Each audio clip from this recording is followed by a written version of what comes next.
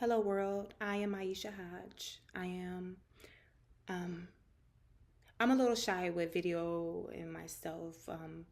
In person, I rather have in-person conversations, and honestly, I do not like to hear myself speak, but I have to get out of my comfort zone because I feel like God placed me um, in this world for a certain reason, and it's to tell my stories, help others. For a long time, it took me a long time to really understand what my purpose is. And now I understand who I am and what mission I'm on. And my mission is not just healing myself, but healing the world if I can. Um, so if I was to say, who is Iyesha Hodge in my own words? I am a mother. I am an entrepreneur. I am an author. And my greatest joy is being a mom. I always wanted to raise my kids better than I was raised. I wanted to give them more opportunities than I ever had. And that's what got me into writing. If I was to say who inspired me to start writing and sharing my story, I would say that I inspired myself. As a young girl, I went through a lot. It started when my mom got killed, and we had to move with family members, and I won't take away from the family members because it was a learning experience. But my mom had 5 children. One child lived with my grandmother originally because my mother had her at 16 and she had me at 18. My mother got killed when I was 26. I was 8, and in that household, I was the oldest. Moving in with my aunt was difficult because she was on drugs and she didn't treat us right. We went house to house. I've been in foster care. I have been in foster detention homes. I have been in residential homes. I have been in group homes. I have been in independent living. And I'm born in Buffalo, New York. I was born in Buffalo, New York, but I moved to Charlotte when I was 23 because I decided that I needed a change. So what inspired me to write is I've always been a writer, to be honest with you. I was more of a reader. I used to read a lot of books to escape the pain and a lot of things that I endured in my past. But to be honest with you, what inspired me to write is I went to therapy, and I didn't just go to a regular therapy because sometimes you need a spiritual guide. And this spiritual guide was amazing. She helped me. I love her to this day, Tahaya. Thank you. She inspired me to write. She listened to my story, and she one day told me, Iyesha, you have a story to tell. And then I said, well, I don't know my story when I was a baby because at that time, I didn't know who my biological father was. She said, but you are the author of your own story. So I created a story based off little pieces of what other people said. And I started writing. And that is when I came up with A Voiceless Child. A Voiceless Child. We're going to talk more about that. I just want to introduce myself more. But that's how I came up with A Voiceless Child. And the reason why I called it A Voiceless Child, because as a child, nobody really knew the real me. I felt like I didn't have a voice. I felt like I had to be somebody.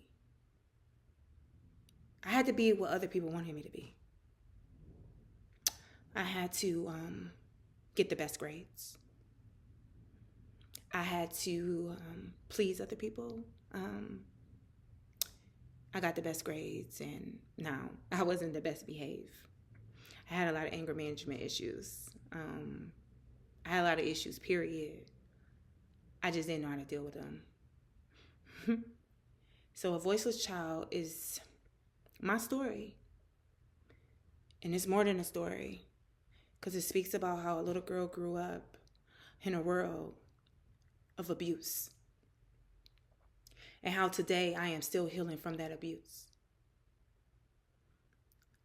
I pray that everybody get this book in front of them and read, or all my books, because all my books is about, to be honest with you, they are very positive. They are inspirational. A lot of them are to guide us. But we can talk more about that. I'll discuss more about it. If I had to say what keeps me motivated in life when I feel overwhelmed, I would say my children. I have a son that's in college, and he is doing everything that I wish I have done. When I was in high school, I was really good at, all my life I was really good at track. I was really good into sports. You wouldn't believe it, but I wanted to be the first football player. And I was really good with that.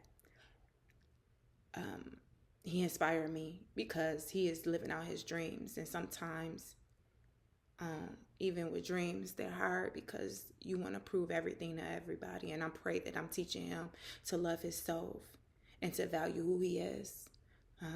And my amazing daughter. Let's talk about my amazing daughter. She taught me how to be a mother. Not a mother. All my kids taught me how to be a mother, but it's different when you're raising a little girl, because you have to put this image up to show her who she should be. When she follows people, I want her to follow me. I don't want her to be like me at all. I want her to be so much better than me. But I want her to have all the tools in life, and that goes for all my kids. I got 3 kids. One, I don't even want to mention because we go through a lot, and for legal reasons, I don't want to mention.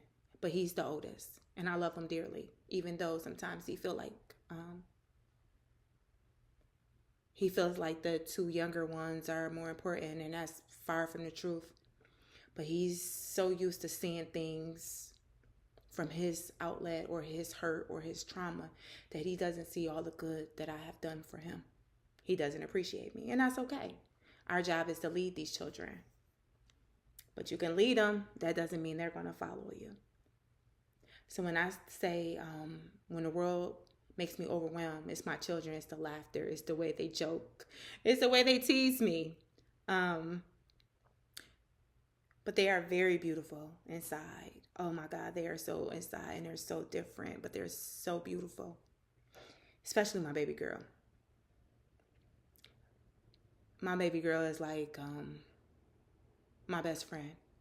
She changed a lot of things with me.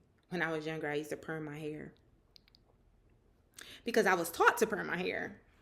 Because when I had hair all the way down to my back, my mom thought it was easier to perm my hair. Now I got long curly hair, and she does too. But when I gave birth to her, I decided if I wanted my daughter to love herself, that I had to love me. So with that said, I had to change things within me. I decided that I'm not perming my hair no more.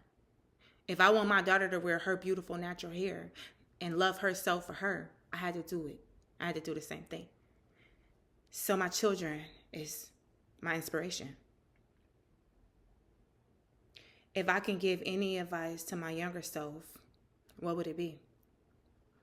It would be to trust you. Trust your intuition. Believe in you. Understand that you are beautiful. And it's okay to be different. If I had to say, what was the hardest book that I had to write? A Voiceless Child was the hardest book I had to write. It's the hardest book that I can read. I cannot read it. Because every time I read it, I cry. Because I can't understand why somebody just as loving as me had to endure so much pain. But I'm thankful for that pain because it taught me to be a better mom. It taught me to listen to my children. It taught me that my children have a voice in this world. And I don't care what they do. I'm going to always be here to listen. I know how it feels not to have nobody to listen. And I know how it feels to have all these feelings trapped up inside of you and nowhere to get it out. I want to be more than just an author. I want to help everybody that I can help that's willing to help themselves. Because a lot of times we feel like we don't need therapy, but a lot of us need therapy. A lot of us need somebody to talk to without being judged. I always tell my children that I'm going to be your first best friend. So, now do they always talk to me about everything, though. And sometimes they do things the wrong way, but that's part of them growing, and I will never shut them down for that. But I will always listen. And I will always be here for them, even in this afterlife. So, A Voiceless Child was the hardest book to write because, like I said, I experienced a lot of abuse. Sexual abuse, abuse by loved ones, feeling like people only loved you for the money they received for you. When I was younger, like I didn't get hugs and things like that, but I gave that to my children, so I'm thankful for that. But if you want to know more about A Voiceless Child, I suggest you really go out and purchase A Voiceless Child. It's very healing. You may cry a little bit, but I'm going to walk you through it. Let's see.